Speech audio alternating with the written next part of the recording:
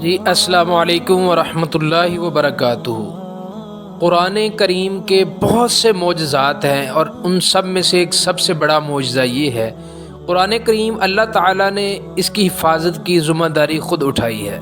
زمانہ نزول سے لے کر آج تک ہر طرح کی جس نے بھی کوشش کی اسے ناکامی کا سامنا کرنا پڑا اور تسلیم کرنا پڑا کہ قرآن انسانی کاوش نہیں ہے۔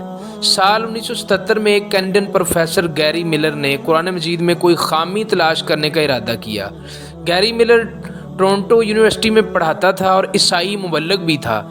اس کا خیال تھا کہ قرآن مجید میں خامی ڈھونڈ لینے سے مسلمانوں کو عیسائیت پر لانے میں مدد ملے گی۔ ملر نے قرآن مجید کے مطالعے کے بعد جو کچھ لکھا انتہائی غیر جانبداری کے ساتھ لکھا۔ قرآن مجید کے بغور مطالعے کے بعد ملر نے لکھا کہ ایسی تحریر لکھنا کسی انسان کا کام نہیں ہو سکتا۔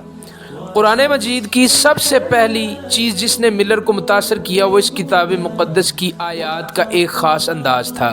مثلاً سورہ نساء کی 82ویں آیت جس کا ترجمہ ہے کہ تو کیا وہ قرآن پر غور نہیں کرتے؟ اگر یہ قرآن مجید اللہ کے سوا کسی اور کا کلام ہوتا تو بے شک وہ اس میں کئی غلطیاں پاتے۔ اور سورہ بقرہ کی 23ویں آیت جس کا ترجمہ ہے کہ اگر تم اس کتاب میں شک کرتے ہو ہم نے اپنے پیغمبر پر اتاری تو اس جیسی ایک صورت لا کر دکھاؤ۔ قرآن مجید پر تحقیق کے بعد پروفیسر ملر نے دی امیزنگ قرآن کے نام سے ایک لیکچر دیا جس میں اس نے کہا کہ دنیا میں ایسا کوئی مصنف نہیں جو ایک کتاب لکھے اور پھر لوگوں کو چیلنج کرے کہ آؤ میری کتاب میں سے غلطی نکال کر دکھاؤ جس طرح قرآن مجید بارہا کہا گیا ہے۔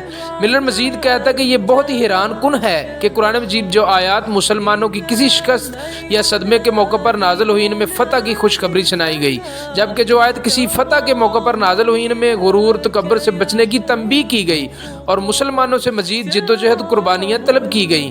گیری ملر کہتا ہے کہ اگر کوئی شخص اپنی آپ بیتی لکھتا ہے تو وہ اپنی فتوحات کی بڑھا چڑھا کر بیان کرتا ہے اور شکست کو بھی ہیلے بہانے سے جیت ہی قرار دینے کی کوشش کرتا ہے، لیکن قرآن مجید میں تسلسل کے ساتھ اور انتہائی منطقی انداز میں اس کے بالکل برعکس لکھا گیا ہے۔ قرآن مجید میں کسی ایک مخصوص وقت کی تاریخ بیان نہیں کی گئی بلکہ اس میں عام قوانین وضع کیے گئے ہیں جو اللہ تعالیٰ اور اس کے بندوں کے مابین تعلق کے خد و خال کا تعین کرتے ہیں۔